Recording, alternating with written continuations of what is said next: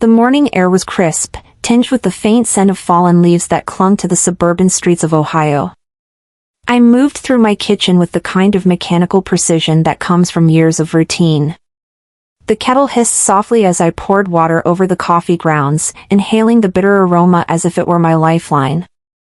Every morning, this ritual grounded me, a small semblance of control in a world that often felt chaotic.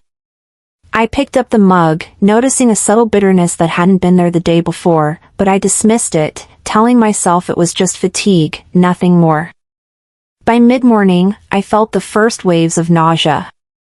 A fleeting dizziness nudged me to the edge of concern, yet I pushed through, attributing it to lack of sleep and the slow creep of age. I had a family gathering scheduled later, and my mind focused on preparing, masking any discomfort with practiced poise. I called my friend, a doctor, for a brief check-in, our conversation light, almost casual, but beneath the surface, it hinted at worry. "No matter what, I get things done," I murmured to myself, straightening my back as if the words alone could anchor me. I decided to conceal my unease. It wasn't time to alarm anyone. By the time the family arrived, the living room was filled with warmth that barely concealed tension. My husband smiled, my nieces and nephews laughed, and there, standing with an air of calculated charm, was Vincent, my brother-in-law. He offered to make me another cup of coffee, and I politely declined, aware of the subtle games that played out in his expression. Casual conversations grazed financial topics, and I caught unusual glances exchanged between Vincent and my husband. Something didn't fit, but I tried to keep my composure, hiding the stirrings of suspicion that gnawed at the edges of my mind. Then, an unexpected message arrived. A friend had mistakenly sent me an email intended for someone else, an attachment that bore confidential corporate documents. My hands trembled as I opened them, eyes widening at the figures, a staggering $3 billion somehow tied to my name. Panic surged, slow and deliberate, mingling with disbelief.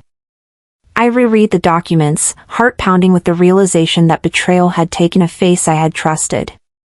Memories of sharing financial details with Vincent during my husband's illness flooded back. I whispered to myself, I never thought betrayal would wear a familiar face, and sank into a quiet, heavy panic that weighed on my chest like a physical object. I didn't speak to anyone that evening. Cultural upbringing and family norms dictated silence. I internalized everything. A passing remark from a younger relative cut deeper than any words intended, reminding me that I had always stayed silent, always held my tongue. Alone in my bedroom, I pored over the documents again, cross-referencing dates and amounts, my eyes tracing every line with the precision of someone learning the extent of the deception. The untouched second coffee cup on the table, once ordinary, now felt symbolic, a reminder of the moment everything shifted, the cup that had changed everything. Night deepened, but sleep eluded me. I moved methodically, compiling notes and evidence, bookmarking the number of a trusted lawyer. My resolve hardened with each passing hour. They think I don't know. They think I won't do anything, I whispered, my voice low, almost reverent in its determination. I wasn't powerless. The quiet of the night embraced me, the shadows of the room mirroring the simmering plan forming in my mind. It begins tomorrow, I told myself, the words both a promise and a warning.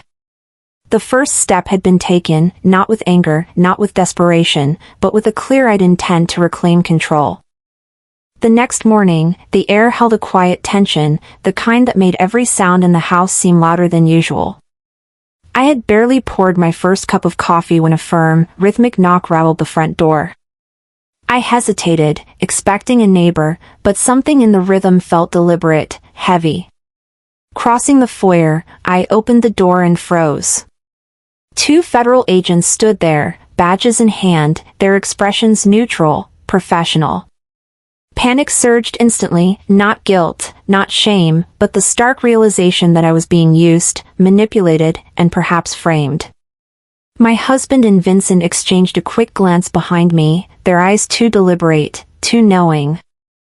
I forced a calm, cooperative smile, letting them lead me into the living room for a private conversation. They didn't speak in accusations, just questions, calm, precise, the kind that leaves no room for improvisation. They mentioned a series of offshore transfers, subtle but undeniable, and then dropped my name on authorizations. My throat went dry as I feigned confusion. How can that be? I never signed anything, I said, though inside, dread pooled like cold water. One agent slid a document across the table. It bore my digital signature. Memories clicked into place. Vincent had asked me to review files last year, a task so mundane I hadn't thought twice.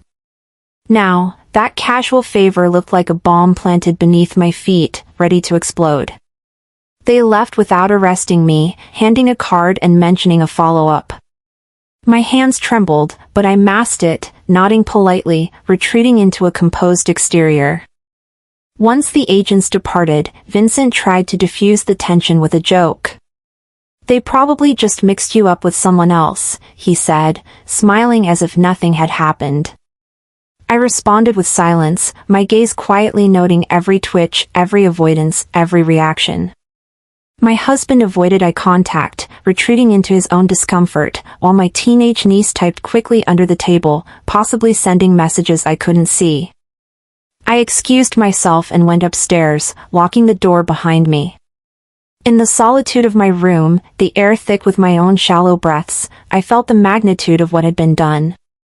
They had drawn me into something enormous without my consent, a storm already brewing over my head. Images from the past flashed unbidden. A family brunch, a USB stick handed to me by Vincent, his casual words urging me to double-check the numbers. At the time, I clicked through files, typed initials, completely unaware that those tiny actions could later be weaponized. Now, each moment of trust, every habitual stroke of the keyboard, felt like a step into a trap meticulously constructed around me. They built a bomb under my feet and waited for it to go off, I thought, heart pounding, fingers trembling as I pulled up my laptop to trace the file. It had been altered, manipulated, the footprints of deceit carefully hidden in plain sight. The weight of realization was heavy, suffocating, yet it sharpened my focus. Fear, once paralyzing, began to transform into calculation. They're trying to make me the fall girl, I whispered aloud, letting the words solidify my resolve. I opened a secret email account I had long neglected, originally used during my mother's estate planning, and started forwarding suspicious documents to it, collecting evidence with methodical care. My breathing steadied, my mind working through contingencies, plotting the moves I would need to reclaim control. There was no room for impulsive anger, no time for hasty reactions, only precision, clarity, and quiet determination. You chose the wrong person to frame, I murmured, the first embers of resolve igniting within me, cold and focused. I erased search histories, checked locks, and fortified my private space. A notepad lay open on my desk, names, dates, transactions meticulously noted, a map of a betrayal too vast to ignore. Every line, every annotation, was a step toward reclaiming agency. And then came the knock at my bedroom door. Vincent's voice filtered through, casual, deceptively calm. "We need to talk." I didn't respond immediately, letting the weight of the moment settle. Plans were forming in my mind, strategies for a quiet counter, a slow unraveling of the trap set around me. I would not be caught off guard again. The day had begun with shock, fear, and uncertainty, but it would end with control. The afternoon sun filtered through the kitchen blinds, painting thin strips across the floor, but I barely noticed. My mind was still tangled in the morning's FBI visit, the weight of their questions pressing down like a storm overhead. Family chatter floated around me, forced laughter punctuating conversations that felt rehearsed, unnatural. Vincent appeared from the hallway, a freshly brewed cup in hand, his smile a little too precise, his eyes a little too still. "Coffee?" he offered, the casualness in his tone unconvincing. I nodded, accepting the cup, but as soon as he turned, I poured it slowly into a potted plant. He paused mid-step, eyes narrowing slightly, then continued as if nothing had happened. My heart thumped, suspicion solidifying into something sharper, a realization that my every move was being measured. Later, when I sipped from my own cup, carefully prepared, a sudden wave of dizziness hit me. The room wobbled at the edges, my heart raced, and an odd metallic taste lingered on my tongue. I stumbled to the bathroom, staring at my reflection, pupils dilated, flushing cold water over my face. 2 weeks ago, a similar episode had struck me, but I'd shrugged it off, blaming fatigue or stress. Now the pattern clicked, subtle, deliberate, recurring. Every time important documents were introduced, every time Vincent hovered near my coffee, the unease settled deeper. I felt violated, a pawn in a scheme I hadn't consented to, and the realization burned hotter than the coffee I had carefully avoided. That evening, while the house buzzed with the hum of casual conversation, I approached my younger niece quietly. "Have you ever seen Uncle Vincent mess with drinks?" I asked, voice low, innocent. She paused, hesitant, then whispered, "He told me never to touch the coffee pot." My stomach twisted. Why warn a teenager? The implications hit me immediately. They weren't just setting me up. They were trying to sedate me, to control my awareness, to make me pliable. I thanked her softly and retreated, the confirmation of my suspicion settling like cold iron in my chest. I carried the potted plant into the shed, sealing a leaf in a small bag, a piece of evidence no one else could question. I called an old college friend, now a lab technician at a local health facility, and quietly explained my situation.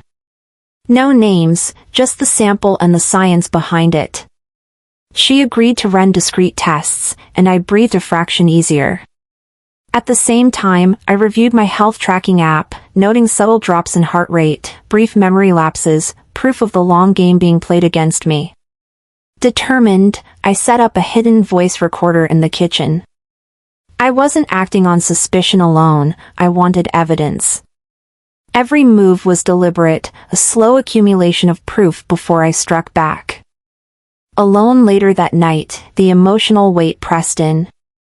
I sat on the edge of my bed, tears sliding silently, hands trembling as the quiet of the house wrapped around me. I wanted a peaceful life, I whispered, words lost in the shadows. I never asked to be dragged into this pit. Opening my journal, I scrawled, "They've underestimated the wrong woman." Maya Angelou's words came to mind, "You may trod me in the very dirt, but still, like dust, I'll rise." This was the turning point, not a surrender to fear, but a shift toward calculated resistance. I wouldn't run. I would watch, observe, and prepare. Knowledge and patience would be my weapons, not rash action. Sleep remained elusive. My phone lit up with an urgent email from my lab friend, the message short and unnerving, "Call me now. You need to hear this before anyone else." My pulse quickened. That call would change everything, and I knew in that moment that nothing in the house, nothing in the familiar suburban world around me, felt safe anymore. The coffee had burned more than my tongue, it had ignited the fire I had been holding back, and there was no turning it down. The Whitlow estate hummed with polite chatter, the kind that barely hid the calculated smiles and murmurs.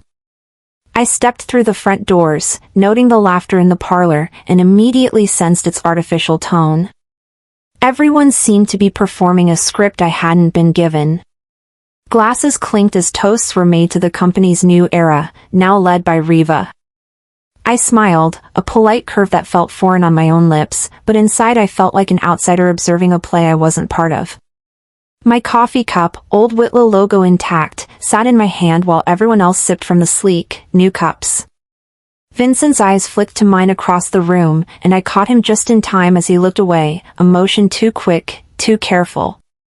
A memory surfaced, my father's voice, steady and unwavering, "Always trust your gut, Darlene."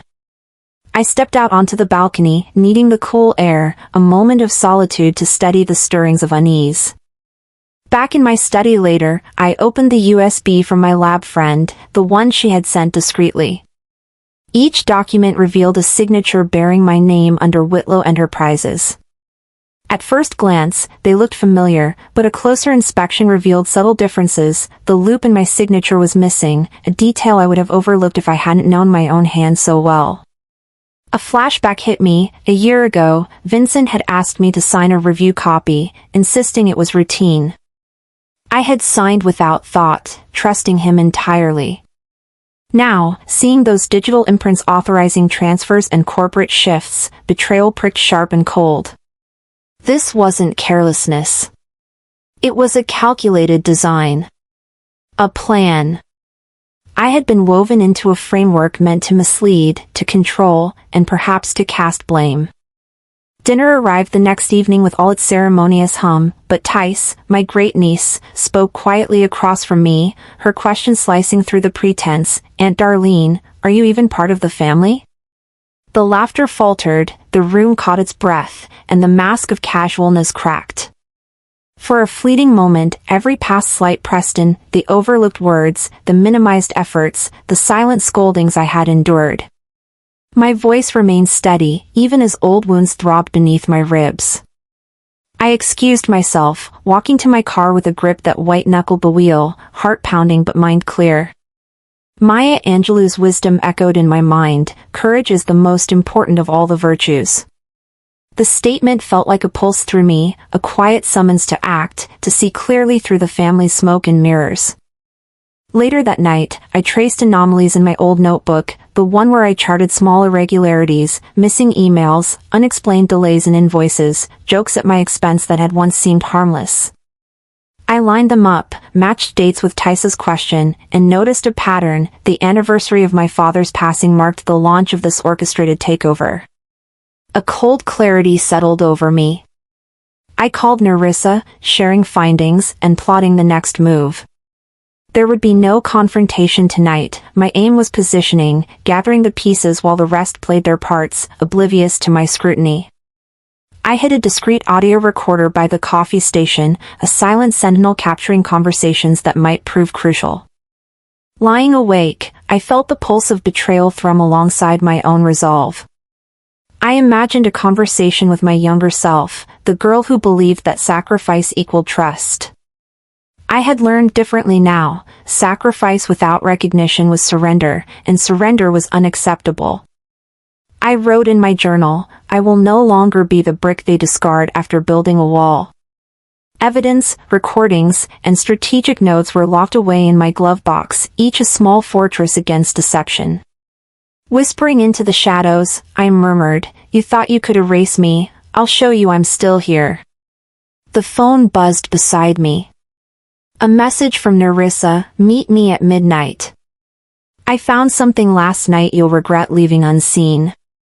I exhaled, a mixture of anticipation and caution.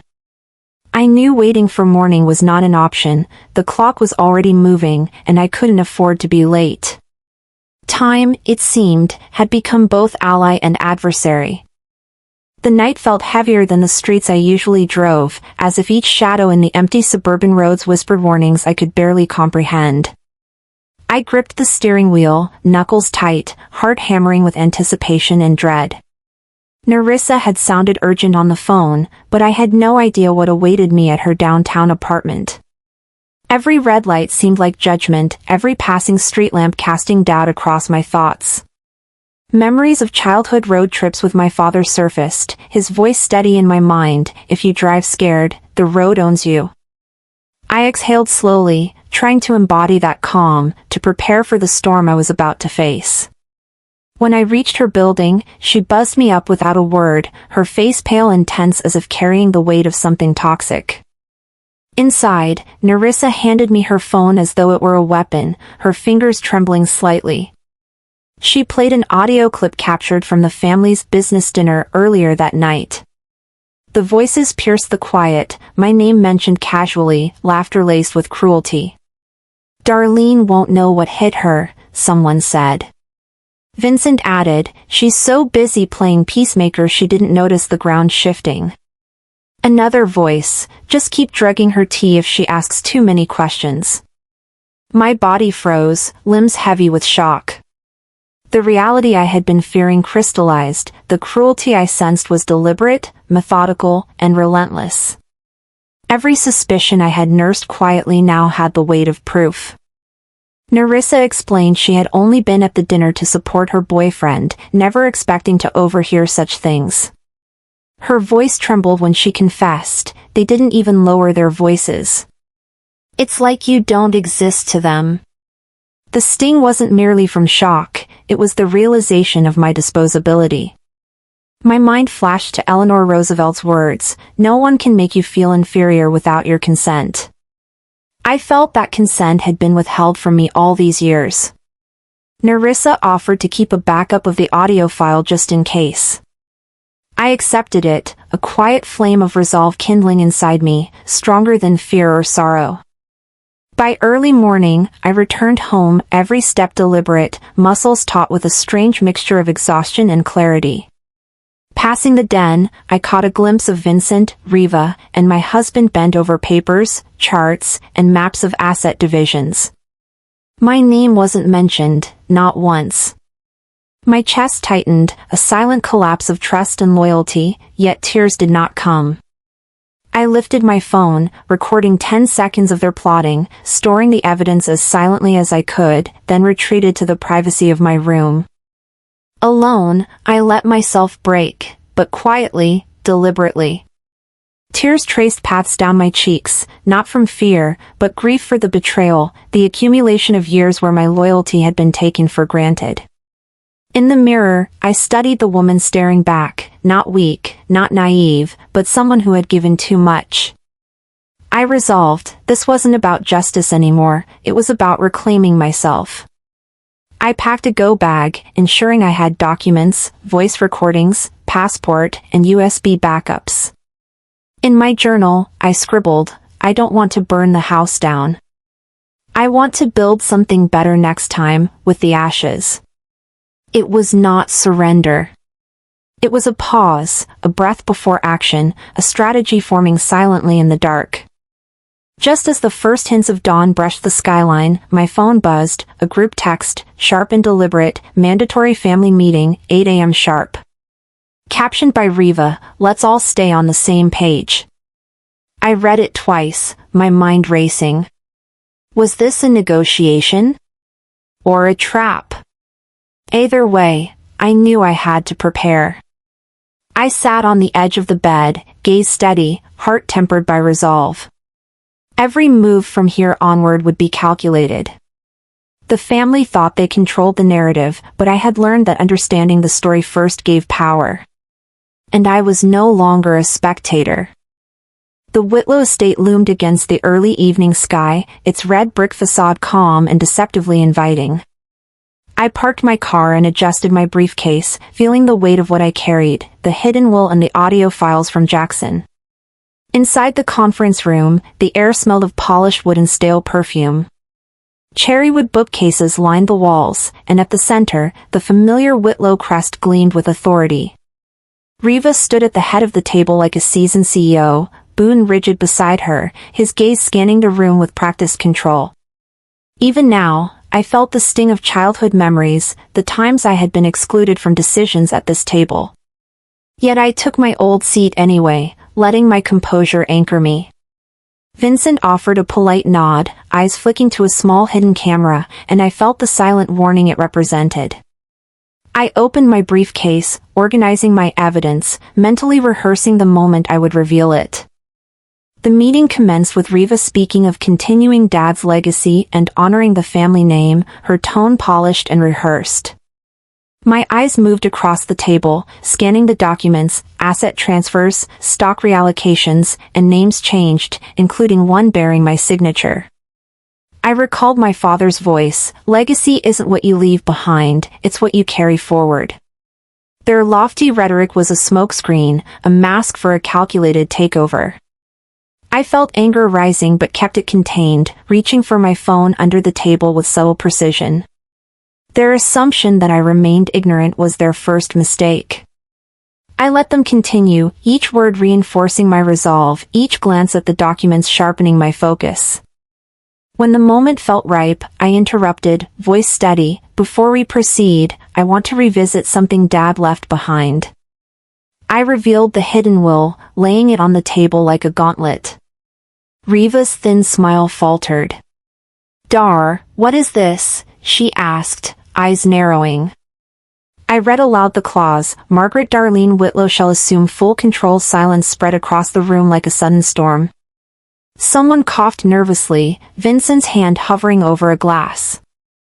Their own words, their own documents, they had created the trap that now ensnared them. The room felt smaller, constricted, the power dynamics shifting palpably under my gaze. Tice, my great-nephew, rose unexpectedly, his voice soft but commanding attention. "Uncle Boone told me to pour Aunt Darlene's drink if she asked," he whispered. The room collectively inhaled. Riva leaned forward, Boone's face paled, and the hidden audio gained tangible weight in the air. I made eye contact with Tice, understanding the silent confirmation he offered. Evidence needed no fanfare, its presence was enough to pivot the meeting. Riva's composure cracked slightly, Boone glanced at the camera and cut his speech short. This meeting, meant to bury me, had instead unearthed them. I remained calm.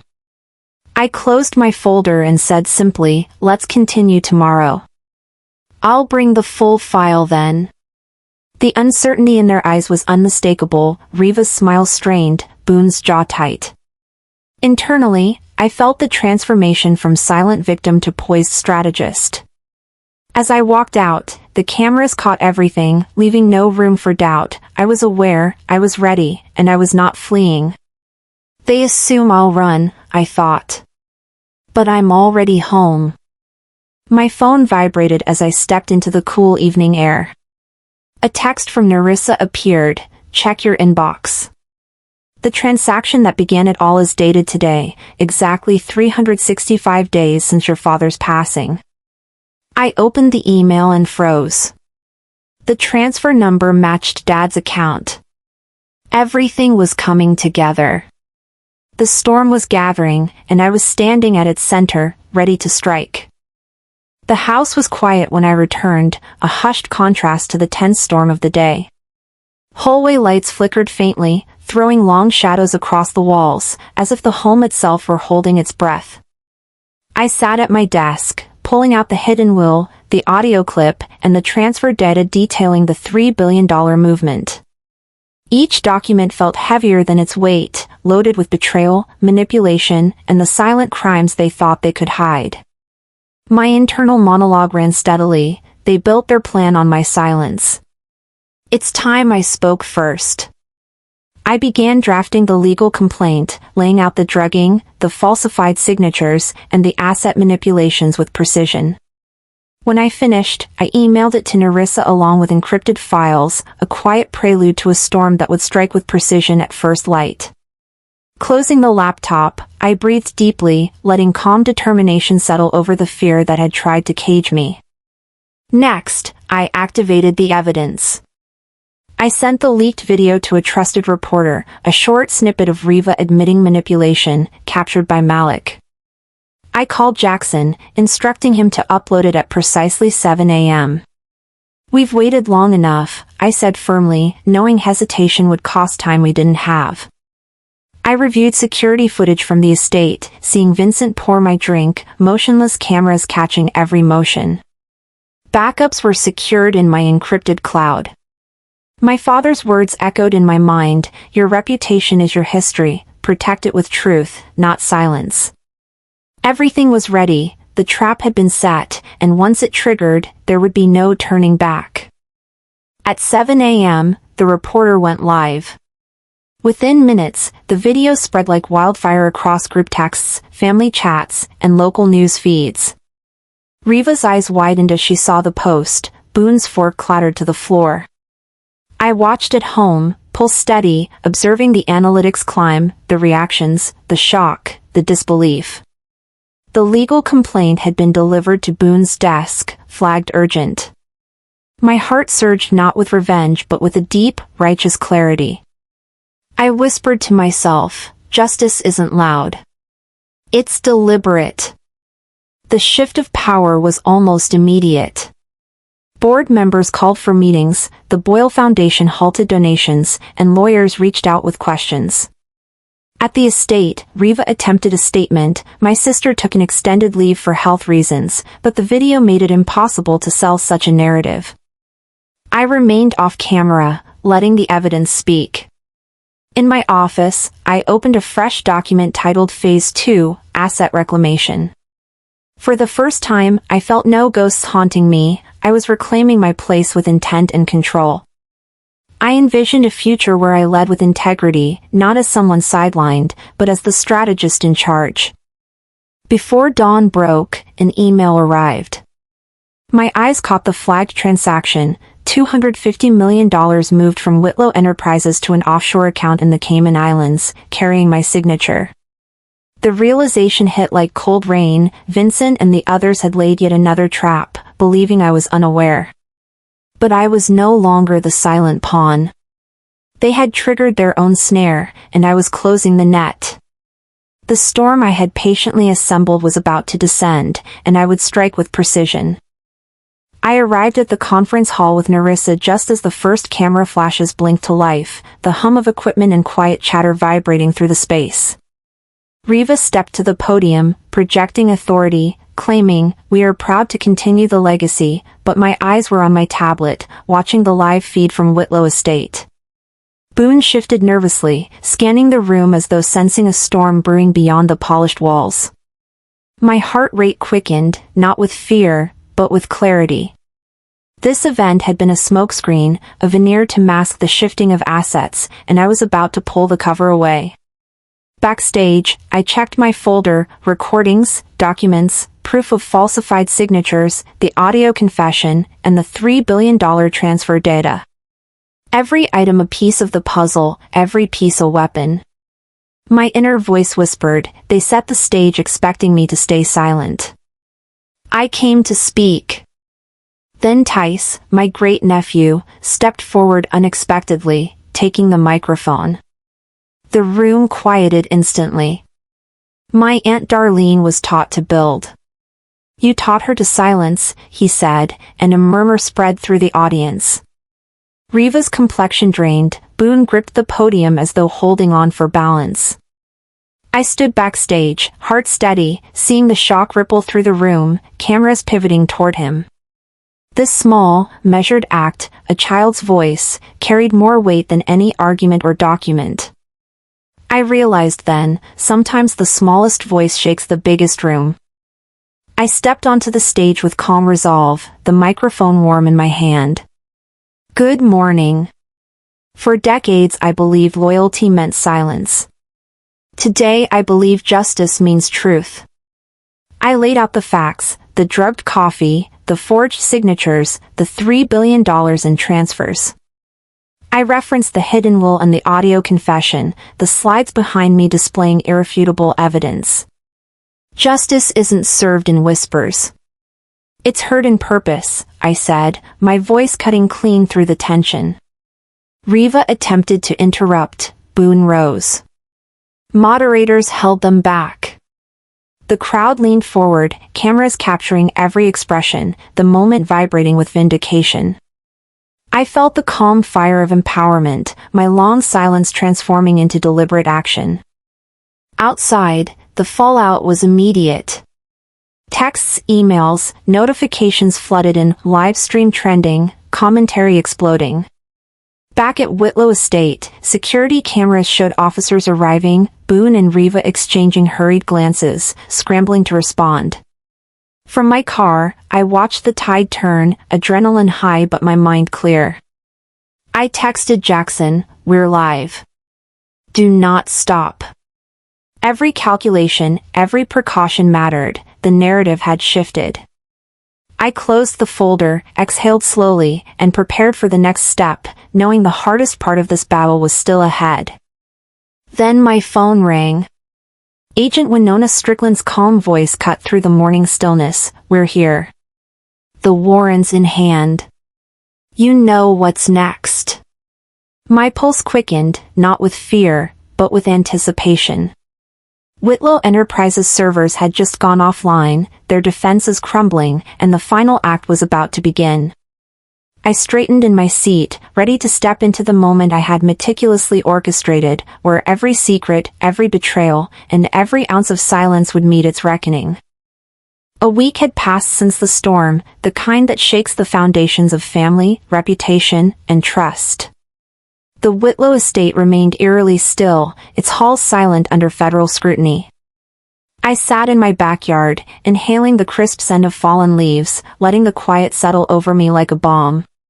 Jackson had texted earlier. Boone and Riva were under custody, their assets frozen, their power diminished. I let that news sink in, feeling the weight of long months of vigilance lift, replaced with clarity. Therapy had started, Evie and I were reconnecting, tentative smiles replacing the cautious distance that had grown between us. I thought to myself, justice doesn't shout. It lingers, waits, and watches you reclaim yourself. And for the first time in years, I felt I could breathe freely. Later, Tice arrived with tea and his guitar, carrying the unspoken apology and trust of youth. We sat in the living room, not plotting or strategizing, but simply being together. He admitted his fear of stepping forward, how he had watched, hesitated, and finally acted. I handed him my father's watch, the one he had always admired, saying, "It's time someone used it to mark moments that mattered." We laughed at old memories, shed quiet tears, and in that simple exchange, the walls of isolation began to crumble. I realized then, when someone hands you their fear, it's your choice whether to plant it, or bury it.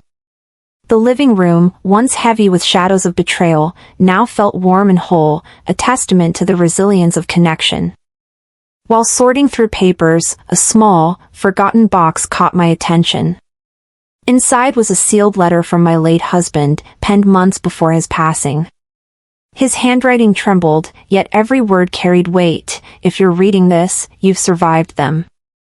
The letter detailed his own suspicions about Boone and Riva, his failed attempts to confront them, and a heartfelt apology for the silence that had once felt like abandonment. He ended with gratitude for my strength, a reassurance I had never known. "Love didn't leave you, Darlene. Cowards did." The letter didn't close the past, but it bridged it, connecting my present courage to the love and faith that had endured silently. I stepped outside, walking through the neighborhood with the calm awareness of someone who had reclaimed space for herself. Neighbors waved, familiar faces now reflecting genuine warmth rather than the cautious politeness of old suspicions. Invitations came to speak at community college events about financial literacy and protecting families from betrayal. A local newspaper ran my story under the headline, "The Woman Who Refused to Stay Quiet." I smiled softly to myself, thinking, I didn't set out to inspire. I set out to survive. Inspiration was just the echo. The sunset stretched across the sky, the day no longer carrying anyone else's shadow but my own. As dusk settled, a small package arrived at my door, unmarked, unassuming. Inside was a USB stick and a note, succinct and deliberate. "You exposed one layer, Darlene. There's more. Keep going." My pulse quickened, not with fear, but with purpose. The files it contained were more than family secrets, they were evidence with reach far beyond the walls of Whitlow Enterprises. I tucked the USB into my bag, knowing the next chapter of this fight was waiting, the truth extending further than I had imagined. And for the first time, I welcomed it.